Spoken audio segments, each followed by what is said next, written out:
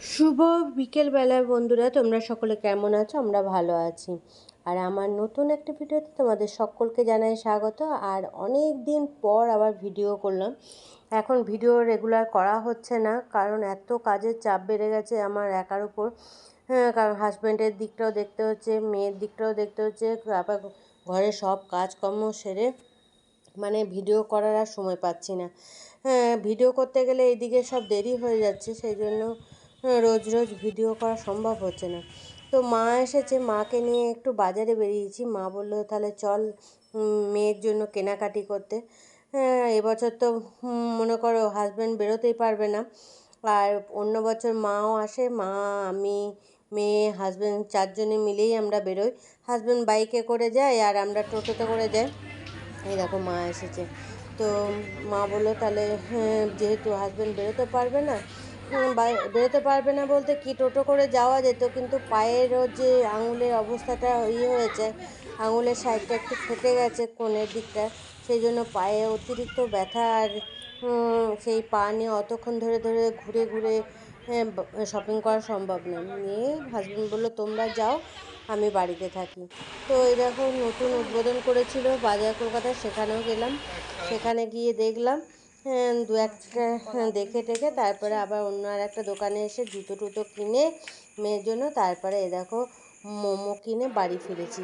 তো তারপরে এটা হচ্ছে আবার কয়েকদিন পর ভিডিও। মেয়ের পরীক্ষা ছিল আর মা চলে গেছিলো দিদির বাড়িতে। মেয়ের একটা পরীক্ষা ছিল, এটা জেলা স্কুলে ওর সেন্টার পড়েছিল।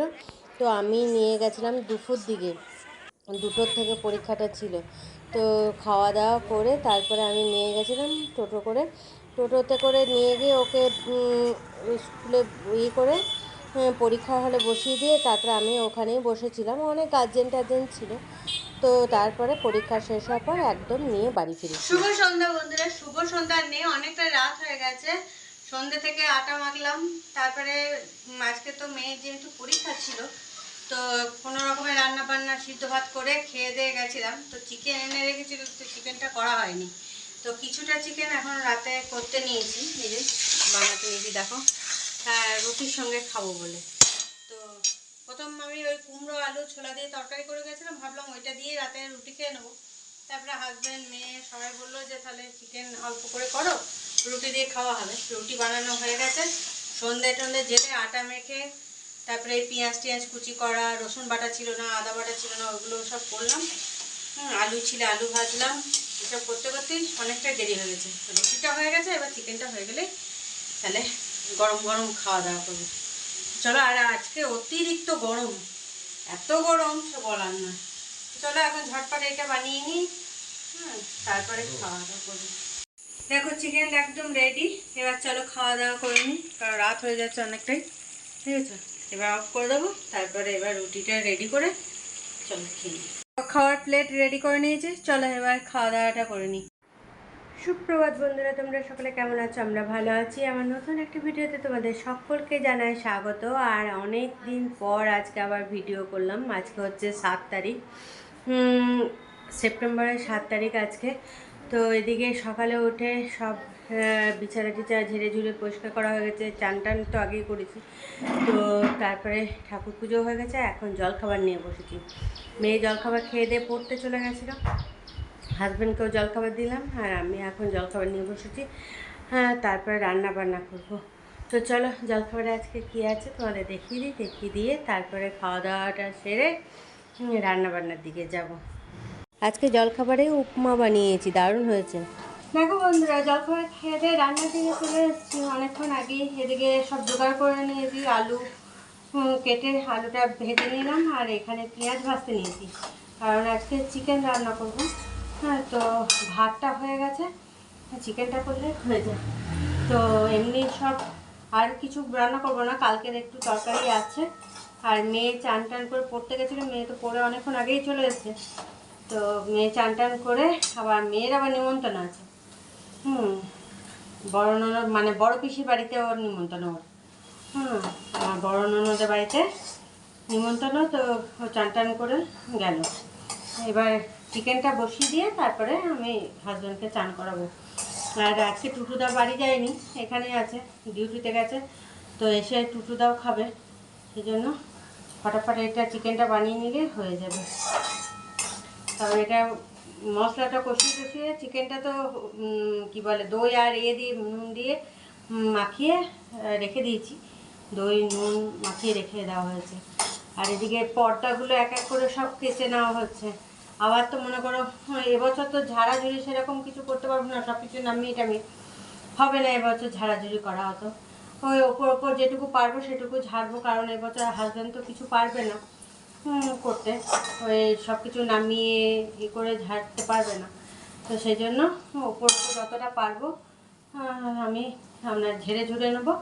আর যেগুলো কাচাকুচি করতে দিতে পারবো, ওপরে যেগুলো মনে করো আলমারির মাথার উপরে যে কভার টভারগুলো আছে ওগুলো নামাতে পারবো না, সেজন্য ওগুলো এখন কাঁচা হবে না। হাজব্যান্ডের পুরোপুরি যখন সুস্থ একদম হয়ে যাবে, ডক্টরে যখন আরেকটা সার্জারি হয়ে যাওয়ার পর যখন ডক্টর বলবে যে হ্যাঁ এবার আপনি সব কিছু করতে পারবেন, তখন ওগুলো করা হবে। আর এখন ওই পর্দা টর্দা তারপরে বেড কভার এগুলো সব ছোটোখাটো যেগুলো ঢাকা টাকা আমি নিজে করে করতে পারবো, সেই সব জিনিসগুলো কাচাকুচি করতে দিচ্ছি। পর্দাগুলো এক এক করে দিয়ে দেওয়া হয়েছে, আর কয়েকটা আছে কারণ আবার আমাদেরকে তো যেতে হবে, হাজব্যান্ডকে নিয়ে আবার যেতে হবে। 22 তারিখে আবার যাওয়ার ডেট আছে, 23 তারিখে দেখানো ডেট, 22 তারিখে যাবো, সেই জন্য আগে থাকতে এগুলো সব ছেড়ে নিতে হবে। তো চলো, পেঁয়াজটা ভাজা হয়ে গেছে, এবার আদা রসুনের পেস্টটা দিয়ে দিই, নিয়ে একটু কষিয়ে চিকেনটাকেও দিয়ে দেবো। এখানে পেঁয়াজ ভাজা হয়ে গেছে, আদা বাটা দিতে লেগেছি, এই যে এখানে আলু ভাজা হয়ে গেছে, এই দেখো এখানে চিকেনটা ম্যারিনেট করে রাখা আছে। দেখো বন্ধুরা, চিকেনটা আর হয়ে এসছে। তো আর এমনি যে তরকারিগুলো আগে কালকের আছে সেগুলো ফ্রিজ থেকে বের করে রেখে দিয়েছি। তো চলো, হাজব্যান্ডকেও চান করিয়ে দিলাম, এই গামছা টামছাগুলো মেলে দিলাম।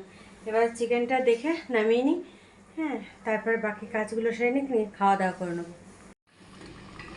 এই দেখো চিকেনটা বুঝেছে, হয়ে গেছে, আলুগুলো সব দিয়ে দিয়েছি, সব সিদ্ধ হয়ে গেছে।